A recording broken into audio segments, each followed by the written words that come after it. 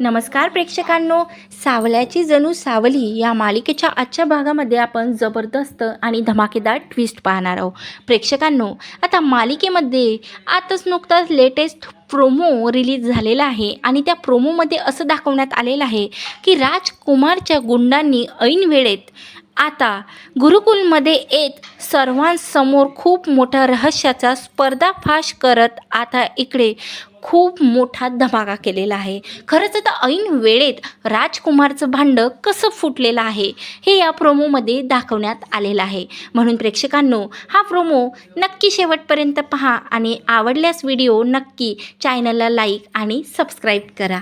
इकडे मात्र आता गुरुकुलला सील लावल्यामुळे आता इकडे खूप प्रचंड तणावात आलेला असतो, तो म्हणजे सारंग. आता सारंग कितीही अडवलं तरी आता सारंग तो गुरुकुलमध्ये गेलेला असतो आणि इकडे घाणेरडा डाव मात्र आता राजकुमारने आखलेला असतो. तो फ्लॉप करण्यासाठी सारंग आता गुरुकुलमध्ये गेलेला असतो. आता गुरुकुलमध्ये एंटर होण्याच्या अगोदरच आता बबलूचा तेवढ्यातच कॉल येतो, तो म्हणजे इकडे सारंगला. आता सारंग बोलते की काय झालं बबलू, इकडे तुला माहिती आहे का, आईने आणि राजकुमार दादाने इकडे गुरुकुलला सील लावलेला आहे, म्हणून आता मी इथं आलेलो आहो, तुला काही महत्त्वाचं काम आहे का. तेव्हा आता इकडे बबलू सांगते की हो, मी आताच माझ्या एका मित्राला भेटण्यासाठी हॉस्पिटलमध्ये आलेलो होतो आणि आता त्या हॉस्पिटलमध्ये त्या दिवशी एका गुंडाचा पाठलाग करत होतो ना, तो गुंड आता हॉस्पिटलमध्ये मला दिसलेला आहे आणि मी त्याला पोलिसांच्या धमकी दिली की तुला पोलिसांच्या ताब्यात देणार. आता त्याचा पाय आणि हात तुटलेला आहे, त्यामुळे तो व्हीलचेअरवरच येऊ शकतो आणि आता मी त्याला तिथं आणून आता सावली आणि तुझ्यासमोर राजकुमारनेच तुम्हा दोघांना अलग केलेला आहे असं तो गुंड बोलतो. त्यावर इकडे सारंग बोलते की काय बोलतोस. हो, त्यावर आता इकडे सारंग बोलते की ठीक आहे, तू गुरुकुलमध्ये त्याला घेऊन ये.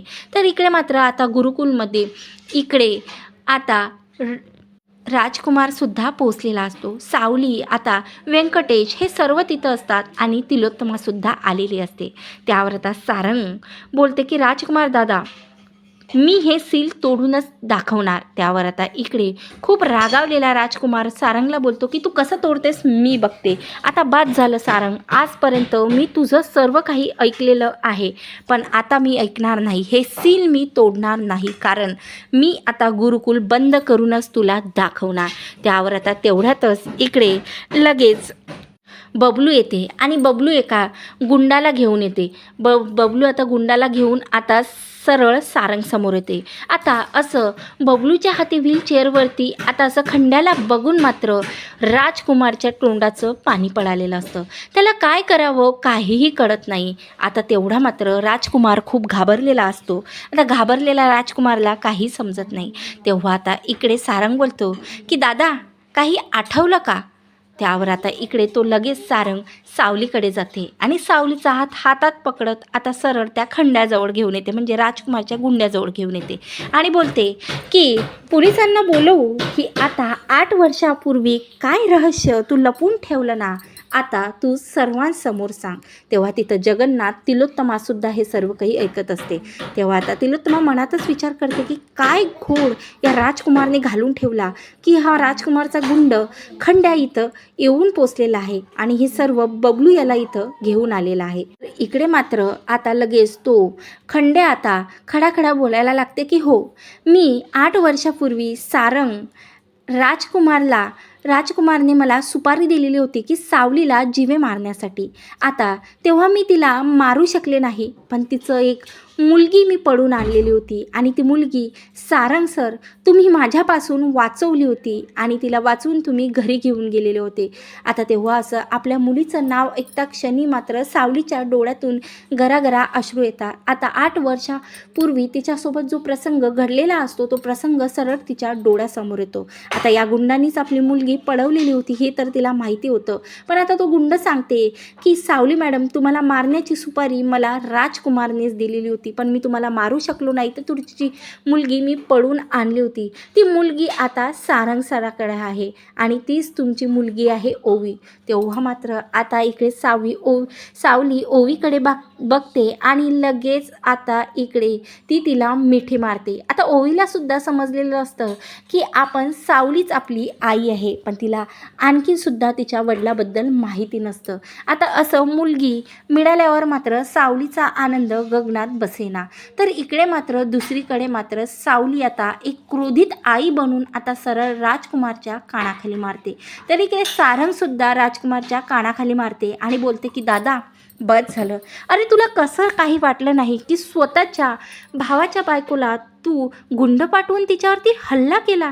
अरे असं का केलं? आणि फक्त या प्रॉपर्टीसाठी? कधी मागायची होती रे मला. मी कधीही तुझ्यापासून ती प्रॉपर्टी मी मनाने तुला देऊन दिली असती आणि फक्त प्रॉपर्टीसाठी?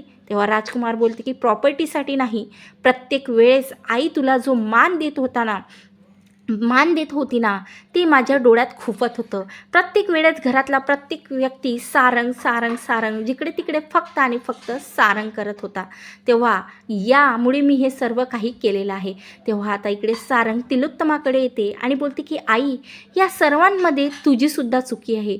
तूच आता राजकुमार दादा एवढी गुन्हेगार माझा संसार मोडण्याच्या मागे आहे. तर सावलीसुद्धा आता खूप आनंदित झालेली असते. तर सावली आता कसलेही विचार करत नाही आणि कसलाही विचार न करता सरळ सारंगला मिठी मारते आणि बोलते की सारंग, मी लग्न केलेलं नाही आहे. तर बबलू सांगते की सावली वहिनी, तुम्ही जरी लग्न केलेलं नाही, पण सारंग दादाने सुद्धा लग्न केलेलं नाही आहे. तुम्ही फक्त एकमेकांसाठीच बनलेले आहात आणि तुमचं एवढ्या दिवसाचं एकमेकावर प्रेम होतं की तुम्ही कधीही दुसऱ्याचा विचार कधीही केला नाही. तेव्हा आता सावली खूप मोठं रहस्य सारंगला सांगते आणि बोलते की मला माफ कर सारंग, मला तुला सोडून जायचं नव्हतं, पण माझा नाइलाज होता. पण आज रहस्य मला तुला सांगायचं आहे की हा अबीर आणि सावली फक्त तुझीच आहे. म्हणजेच सावलीची जी 2 मुलं आहेत ती अबीर आणि ओवी आहे. तेव्हा मात्र आता इकडे सारंग बोलते की खरंच, म्हणजे अबीर माझा मुलगा आहे आणि ओवीसुद्धा माझी मुलगी आहे. त्यावर आता लगेच सावली बोलते की हो सारंग, ही दोन्हीही आपली मुलं आहेत आणि मी हे 8 वर्षापासून हे सत्य तुमच्यापासून लपून ठेवलं, पण आता नाही. आता मला खूप छान प्रकारे तुमच्यासोबत संसार करायचा आहे. अशा प्रकारे बबलूमुळे आणि त्या खंड्यामुळे आता खूप दिवसापासून दूर झालेलं नातं आता एकत्रित आलेलं आहे आणि सारंग समोर खूप मोठ्या रहस्याचा पर्दाफाश झालेला आहे. खरंच प्रेक्षकांनो, आता नंतर नेक्स्ट डाव आता हा मोनिका काय टाकणार आहे हे पाहणं आपल्यासाठी खूपच रंजक आहे. कारण आता मेहेंदड्यांच्या घराचा वारीस आता सापडलेला आहे. हे ऐकून मात्र मोनिका तर कोमातच गेलेली आहे. खरंच प्रेक्षकांनो, आता मालिकेमध्ये खूप जबरदस्त ट्विस्ट पाहायला मिळणार आहे. पण सारंग सावली एकत्रित आल्यामुळे आता मालिकेत थोडा आनंदसुद्धा आलेला आहे. खरंच प्रेक्षकांनो, असेच सावल्याची जणू सावली या मालिकेचे जबरदस्त ट्विस्ट बघण्यासाठी माझ्या चॅनलला नक्की सबस्क्राईब करा. धन्यवाद. जय गजानन माऊली.